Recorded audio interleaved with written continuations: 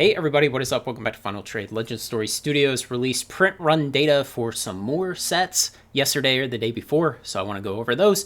You can find these by going out to Google and searching for Flesh and Blood Collector Center. It'll bring you to this page, and then you just look for the banner for the set you're looking for and click that, and it'll take you to the page for that set. Now, one thing to lay down first is that when it comes to the first generation or first block sets, Welcome to Wraith, Arcane Rising, and Crucible of War, I am only talking about the Unlimited boxes, not the first edition.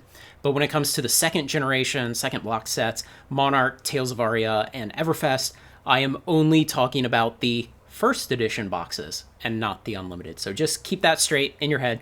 So new data that we got, of course, was that Welcome to Wraith Unlimited is 248,000 boxes. I think that's fine. It's a lot, but it is the very first set ever produced. There will be lots of nostalgia for people to get these boxes, draft them, open them, play with them, but also just to put them up on shelves.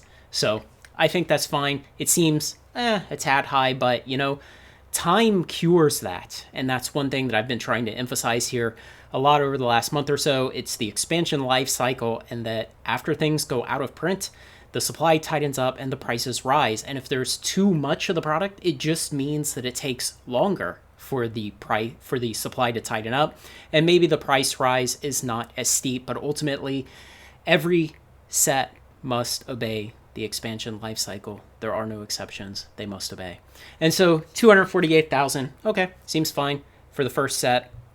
So then we go to Arcane Rising, and what's really interesting here, about 180,000 unlimited boxes. So about a 25% reduced print run from what Welcome to Wraith Unlimited had.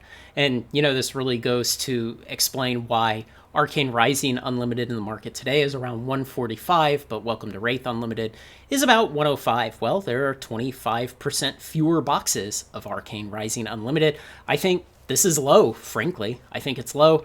And as time goes on, you know, the market is already telling us it's low. This product started to move upwards back around November or so. You know, it broke out of $60, $70 range and up into the 80s, and then it's just steadily moved up into that 145 range today. And it's going to turn out that this was nowhere near enough. Now, Crucible of War Unlimited, you know, this is something that for over a year now I've been saying on this channel that I suspected there was less Crucible of War Unlimited in existence than people appreciated. And the number was released, and yeah, so 125,000 boxes, half of the Welcome to Wraith Unlimited, and about 2/3 of the Arcane Rising Unlimited print runs.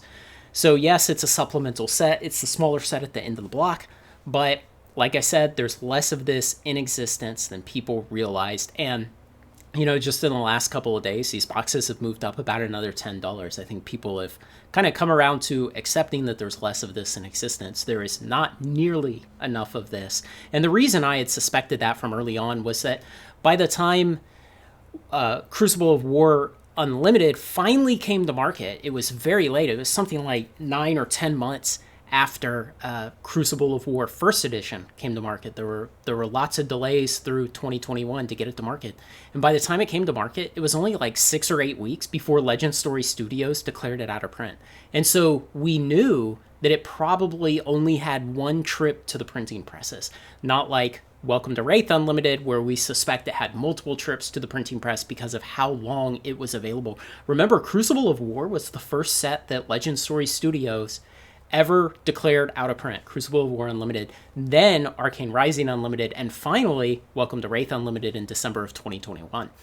And so there's not nearly enough of this. The print run is way too low. And remember, don't be fooled by the word unlimited. Unlimited doesn't mean it's unlimited. It means that during its in-print life, the manufacturer will go back to the printers and have more produced if the market demands it. But these are all now out-of-print products. They are all very, very limited.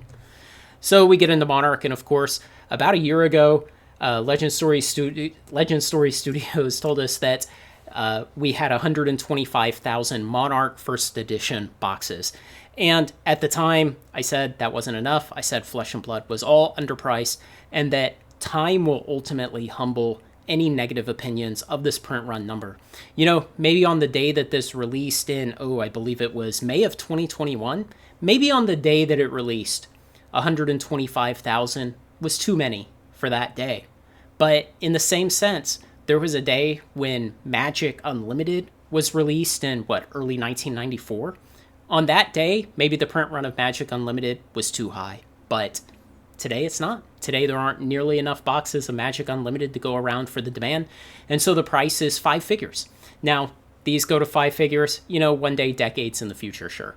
But 125,000 is not nearly enough for how much the game had grown to that point and how much it has grown since then. And so I suspect that when Legend Story Studios made the decision on print run size for this set, they had still had a long lead time to actually get onto the press, because remember, it's the middle of lockdowns and pandemic and supply shortages and all of that. There were considerable disruptions to the normal type of business operations people were trying to carry out. And so I suspect by the time they got this in their hands, they thought it wasn't enough. And today, over 2 years later, it is definitely not enough. And again, the market is reflecting that. This product has doubled in the last 3.5 months. Tales of Arya, 208,000 boxes of the first edition product. And this is the first spot where you start to say, is this too much? And again, it comes back to the fact that if it's too much, it just means it will take longer for the supply to tighten up, and the ascent afterwards will be more shallow. It doesn't mean that it's going to zero. It doesn't mean that it's worthless. It doesn't mean that it'll be $65 forever. In fact, in about the last week, 2 weeks or so, this has moved up to $85. So it's had nearly a 30% rise in the last several weeks as people realize, there's a lot less of this stuff in existence.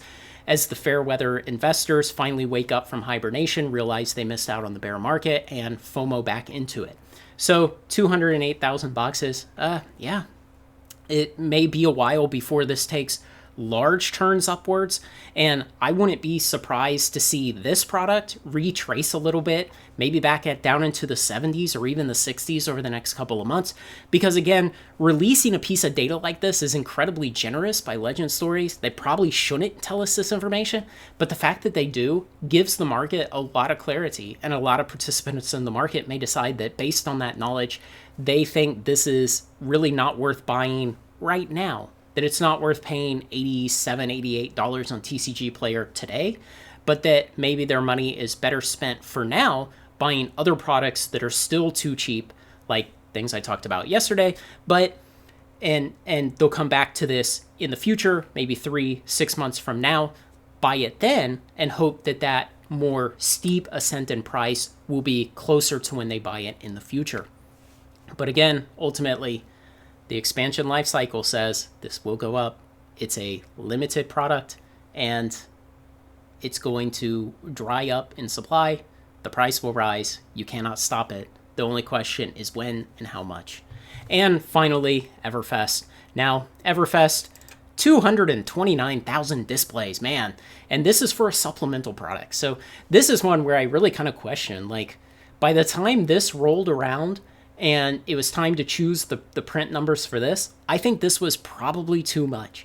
And this is going to take a while to start moving up. Now, what's really interesting about this is something I didn't know. I suspect some of you guys who are much more in tune with Flesh and Blood and spend a lot more time focusing on it did know for sure that Everfest Unlimited had been printed. I had seen an interview with James recently where someone asked him about it, but I think he was being asked, are you going to release it? Not, did you print it? So I didn't know whether or not this had been printed until I saw it here last night. But it says printed in Japan, out of print, yes. Okay, so it has been printed. It exists somewhere in the world. It just hasn't been released to the market yet. And when I saw that interview with James and he was asked, is it going to come to market? He said the market doesn't need it. And he was right, because the first edition boxes are still $65 today. And there were 229,000 of them. It's going to take a long time to burn down that inventory and to get some increase. And again, remember, this is a supplemental set. And so you get fewer cards in the box. So in terms of just the amount of money that you're paying for the cards, you're paying more money for them, which will turn off some people.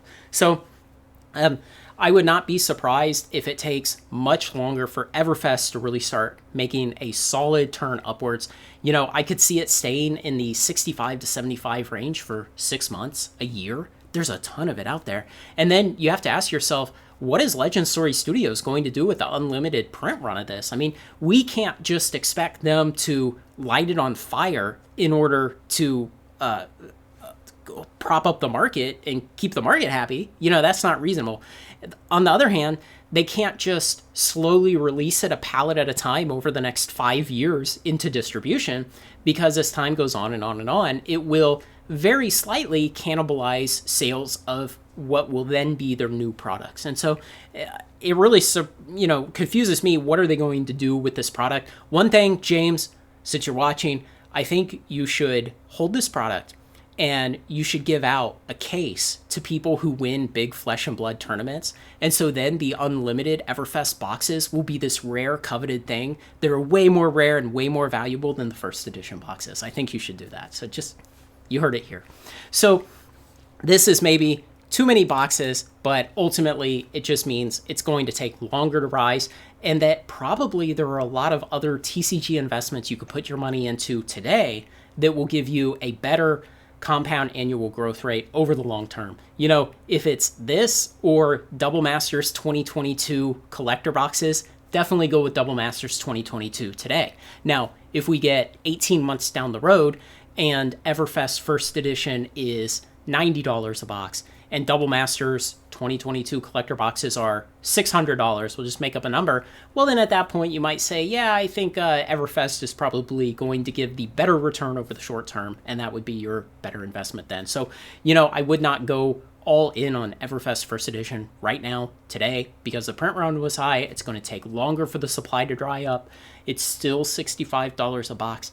And there is an unlimited printing sitting somewhere in warehouses around the world. And who knows when or if that will come to market, or if it'll all get shredded and thrown into a landfill. So, ultimately, I think people way overreacted on the print run numbers.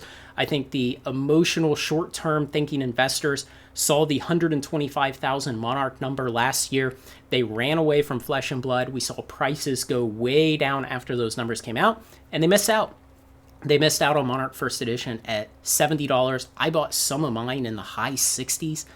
They missed out. They missed out on Welcome to Wraith Unlimited at $50, $55. Arcane Rising Unlimited in the 70s. Crucible of War Unlimited in the 60s. It should have never been in the 60s. There's no universe in which any day that it was available on the market, it should have been in the 60s, especially once they declared it out of print and people could have reasonably assumed that the supply was probably going to be lower than Welcome to Wraith Unlimited and Arcane Rising Unlimited, which these numbers have borne out now. Should have never been that cheap, and it should have never been that cheap for, 12, 15 months, however long it was. And again, going back to Welcome to Wraith, it went out of print in December of 21, and then it spent all of 2022 in the 50 to 60-ish range until it started going up at the beginning of 23. That was bad attitude. It was short-term thinking. It was people who couldn't identify that, hey, this is going to be subject to the expansion life cycle just like everything else ever is and ever will be. And they missed out. So I'm really happy. I've been getting a ton of messages in about the last week from patrons and from people on YouTube who are like, Craig, I bought because you told me it was too cheap. You told me that all Flesh and Blood was underpriced. I bought, and I'm so glad. And man, I'm getting so many messages about that, and I just grin ear to ear every time I get one. I love it. It's great to think that people listened and they came along, and man, now we're going to reap the benefits of this. And years from now, when you decide to sell, hopefully you'll look back and you'll say, yeah, everybody was irrationally negative. They thought the whole thing was going to zero, and the doomers always lose. So, there's a lot of lessons in here, and I think that the future of Flesh and Blood looks really bright. Things look great. It is so expertly managed. Fab 2.0 is an absolute grand slam. The change in direction of the company with Fab 2.0 is exactly what it needed. It's bearing fruit. The game is growing, and the future looks great. So let me know what you think, guys. I'm sure someone will be here to tell me it's still all going to zero. It's still a scam. 4 or 5 years on now, it's still a scam. It's going to zero. Don't worry. We're all going to lose our money eventually. I keep waiting for that day. So let me know what you think. Like, comment, share, and subscribe. Join me on Final Trade. Thanks a lot.